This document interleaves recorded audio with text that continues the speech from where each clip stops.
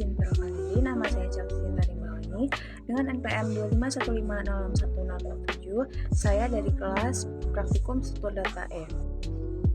Di sini saya menggunakan salah satu jenis shorting yaitu exchange short.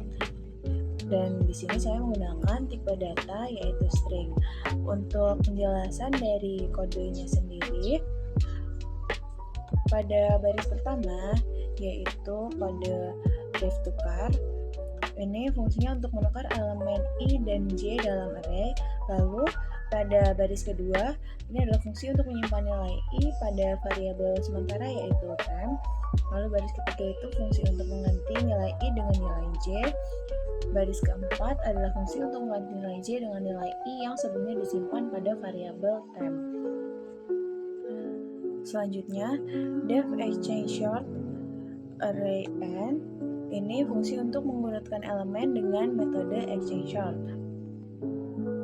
Baris selanjutnya for I in range n min 1. Fungsi ini adalah fungsi perulangan sesuai dengan jumlah data yang dimasukkan lalu dikurang 1. Fungsi ini untuk menentukan posisi elemen yang sedang dicek. Lalu pada baris ke-9 yaitu for j in range I ditambah 1n. Fungsi ini untuk membandingkan elemen pertama dengan semua elemen setelahnya sampai indeks terakhir. Lalu pada fungsi ke-10 adalah fungsi yang dibuat untuk menentukan urutan tersebut apakah dia ascending atau descending. Lalu baris ke-11 yaitu fungsi untuk menentukan posisi agar dia sesuai. Pada baris selanjutnya yaitu print program pengurutan daftar mata kuliah mahasiswa teknik informatika. Pada fungsi ini berarti kita akan mencetak judul program yaitu program pengurutan daftar mata kuliah mahasiswa teknik informatika. Pada baris selanjutnya yaitu fungsi def main. Di sini kita bisa menjalankan program. Lalu pada baris selanjutnya yaitu try. Program ini mencoba untuk menjalankan kode. Lalu pada baris ke-17 n sama dengan in input masukkan jumlah mata kuliah. Berarti n ini dipakai untuk menyimpan data yang akan di-input. Lalu fungsi selanjutnya yaitu untuk meminta user agar bisa menginputkan jumlah mata kuliah. Pada baris selanjutnya yaitu accept value error. Nah, fungsi ini untuk mengatasi jika input bukan berupa angka karena pada baris ke-17 tipe data yang diminta yaitu integer. Baris selanjutnya print input tidak valid. Nah, di sini program akan mencetak output input tidak valid jika yang diinputkan bukan berupa angka. Lalu pada baris selanjutnya terdapat fungsi return. Fungsi ini digunakan untuk memberhentikan fungsi main. Pada baris ke-21, ini fungsinya untuk membuat array kosong yang nantinya array kosong tersebut akan diisi dengan input oleh user. Lalu baris ke-22 ini kita akan mencetak teks, masukkan nama mata kuliah, dan pada baris selanjutnya ini kita membuat fungsi untuk mengulang perintah sebanyak n kali. Pada baris ke-24 yaitu while true. Nah, di sini kita membuat fungsi untuk perulangan sampai kondisi tertentu terpenuhi. Pada baris ke-25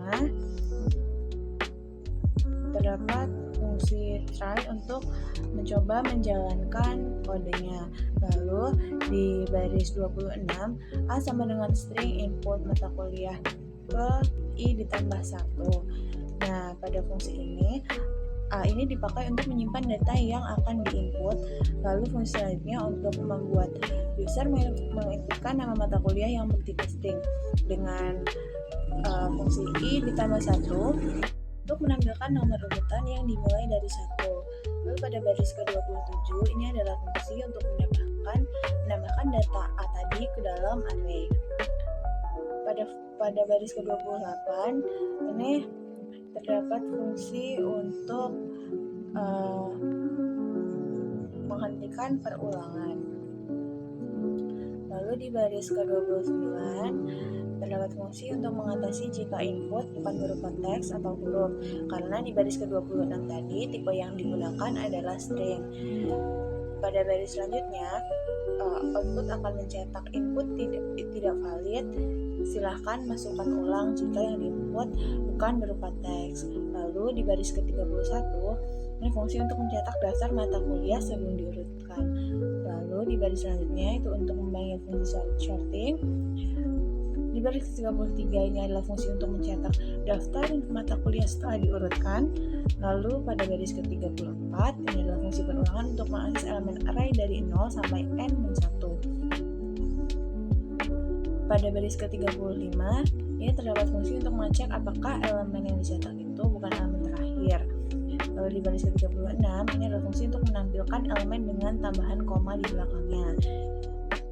Pada baris selanjutnya yaitu baris ke-37 terdapat fungsi untuk menjalankan perintah jika kondisi if tidak terpenuhi. Di sini fungsi else itu untuk menangani agar si program tidak menambahkan koma di elemen terakhir. Lalu pada baris ke-38 yaitu fungsi untuk menampilkan elemen tanpa tambahan koma pada elemen terakhir. Di baris selanjutnya yaitu baris ke-39 terdapat fungsi untuk mengakhiri output dan memisahkan dari output berikutnya. Baris selanjutnya yaitu baris ke-42 ini ada agar fungsi itu bisa berjalan ketika dia dirancangkan. Terus pada baris terakhir fungsi ini untuk memanggil variabel main. Lalu berikut adalah penjelasan dari output programnya. Yang pertama ini akan mencetak tulisan program pengurutan daftar mata kuliah mahasiswa matematika. Lalu kita diminta untuk masukkan jumlah mata kuliah. Yang di sini saya masukkan angka 5. Lalu kita diminta lagi untuk menginputkan mata kuliah yang pertama. Di sini saya menginputkan mata kuliah kalkulus, mata kuliah kedua struktur data, mata kuliah ketiga rekayasa perangkat lunak, mata kuliah keempat aljabar matriks, mata kuliah kelima teknik digital. Dan di sini selain itu terdapat output program yaitu daftar mata kuliah sebelum diurutkan. Jadi urutannya itu masih sama seperti yang diinputkan tadi, yaitu yang pertama kalkulus, struktur data, rekayasa perangkat lunak, aljabar matriks, dan teknik digital. Lalu terdapat daftar setelah diurutkan, di mana sini data dari daftar mata kuliah itu sudah terurut mulai dari aljabar matriks, kalkulus, rekayasa perangkat lunak, struktur data, dan teknik digital. Baik, sekian penjelasan kode program terkait tentang jenis shorting yaitu exchange short. Saya akhiri. Wassalamualaikum warahmatullahi wabarakatuh.